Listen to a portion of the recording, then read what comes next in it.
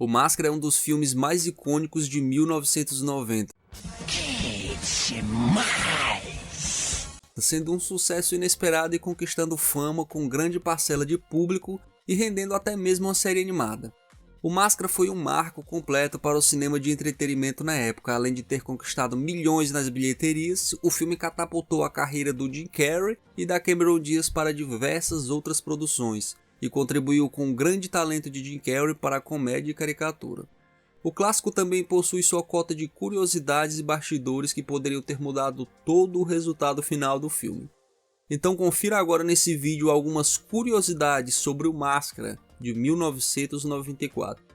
E se você é fã do Máscara, já te inscreva aqui nesse canal e deixa teu like para dar aquela força.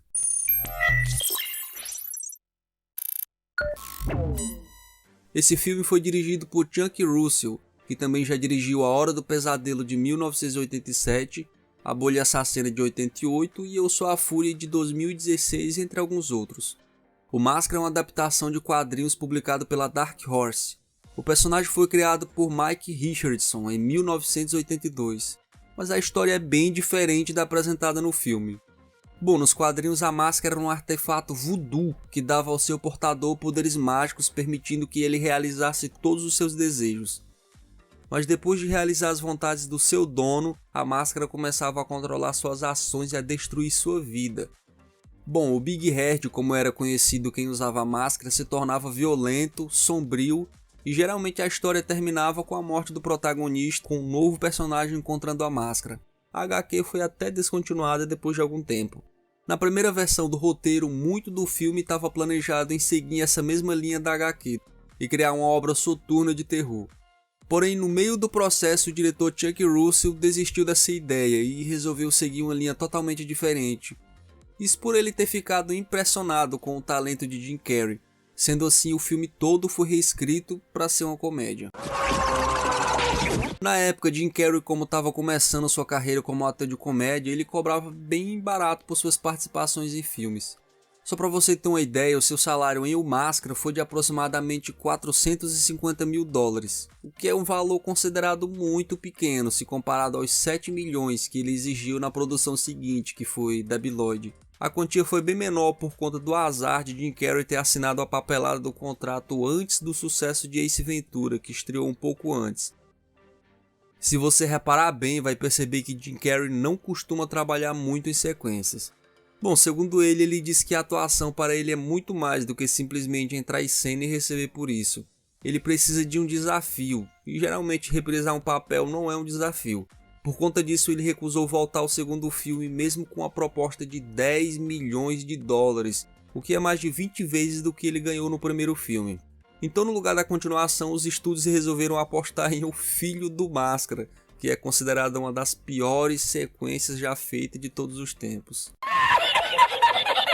Entre os melhores talentos de Jim Carrey está a sua habilidade de dominar diversas expressões faciais e movimentos corporais. Por conta disso, o ator conseguiu fazer a produção economizar milhares de dólares em computação gráfica, já que ele conseguia atingir muitas das expressões exageradas do Máscara sem nenhuma dificuldade. O diretor Chuck Russell contou que durante a pós-produção do filme, a equipe de efeitos gráficos da ILM disse que tiveram pouco trabalho com os efeitos visuais, salvando milhares de dólares no processo. E tudo isso por conta das coisas que Jim Carrey conseguia fazer, atingindo a expectativa do planejamento inicial. O Jim Carrey admitiu que se inspirou no seu pai para dar vida ao Máscara, além do terno amarelo também ter sido ideia dele.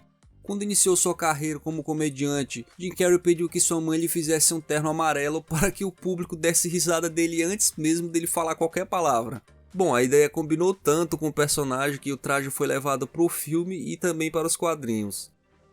Originalmente, Carrey não falaria nas cenas em que aparece usando as próteses na boca para imitar o largo sorriso das HQs. Mas o ator passou a usar a dentadura no seu dia a dia e se acostumou a falar com ela, deixando suas cenas ainda mais engraçadas. Inclusive tem uma cena em que o Máscara tira uma camisinha do bolso e diz: "E agora? Desculpem, vou errado." Essa cena foi totalmente improvisada pelo ator e ele arrancou muitas risadas da equipe envolvida na gravação no momento. Para interpretar o Máscara, o ator tinha que usar diversos protéticos em seu rosto. e era submetido a um processo diário de 4 horas de maquiagem intensa. O processo era tão exaustivo que o autor disse que chegou a quase à margem da loucura durante as gravações do filme. Hoje já totalmente famosa e consagrada por grandes papéis, Cameron Diaz era totalmente desconhecida em 1994. E originalmente a Tina seria interpretada pela atriz Nicole Smith, mas quando saíram de uma agência de modelo procurando figurantes para o filme, os produtores se admiraram muito com a beleza da Cameron Diaz e decidiram apostar nela. O problema era que a Cameron não sabia atuar, então ela teve aulas de teatro e só depois de 12 audições foi aprovada para o papel, faltando somente uma semana antes do início das gravações. E como também ela não teve tempo para ter aulas de canto, a sua voz foi dublada durante a apresentação no Cocobongo, por Susan Boyd. Já imaginou se o Máscara tivesse sido feito por outro ator?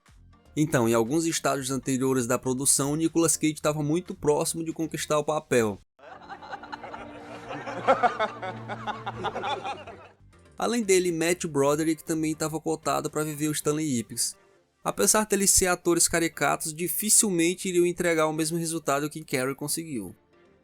Jim Carrey, percebendo toda a popularidade de tudo relacionado ao filme, como brinquedo, roupas, desenhos animados, ele decidiu abrir a sua própria boate Cocobongo em Cancún. O clube é um dos locais mais visitados pelos fãs do filme e também um grande atrativo para turistas. Jim Carrey confirmou que, assim como Stanley Ipkiss, também é um grande fã de desenhos animados, e foi essa semelhança que o convenceu a interpretar o personagem. Mesmo nas histórias em quadrinhos, Stanley Ipkiss é fissurado nos famosos cartoons americanos, daí vem toda aquela criatividade maluca em usar marretas gigantes e buzinas escandalosas como armas. Toda a personalidade do Stanley Ipkiss também foi inspirada em diversos personagens, como o Tais, o demônio da Tasmânia, quando ele gira como um tornado, Pepe Ligambá, quando tá lá flertando com a Tina, e o Pernalonga, quando ele finge morrer nos braços dos bandidos. E no Lobo de Tex Avery, lá no clube do Cocobongo. Inclusive, Stanley tá assistindo uma animação no apartamento, lá no começo do filme. Como todo bom personagem de histórias em quadrinhos, o Máscara também já participou de alguns crossovers. E um deles foi até com o Coringa, que encontra a Máscara em um museu de Gotham e, sem saber do seu poder, resolve usá-la para pregar mais uma peça no Batman. E ali nasce um dos seres mais poderosos das histórias em quadrinhos que já foi visto. É interessante ressaltar que a Máscara desperta os desejos mais inibidos nas pessoas e consegue transformá-los em realidade. Mas o palhaço simplesmente continua com a mesma insanidade, mas seus poderes são elevados a um nível absurdo. Bom, o Tenente Kello e o Batman unem suas forças ali para tentar deter o palhaço maluco, né? O que é bem difícil. O Máscara contou com um orçamento de 18 milhões e foi um grande sucesso, arrecadando mais de 351 milhões de dólares em bilheterias em todo o mundo. No Rotten Tomatoes, esse filme tem uma taxa de aprovação de 77%, com base em 53 avaliações da crítica especializada, e uma aprovação de 68% pela pontuação pública. Mas e você? Fala aqui nos comentários quantas vezes já assistiu o filme do Máscara? Foi mais de uma vez? Aproveita e te inscreva aqui no canal, dê aquele like se você gostou desse vídeo. Muito obrigado e até a próxima!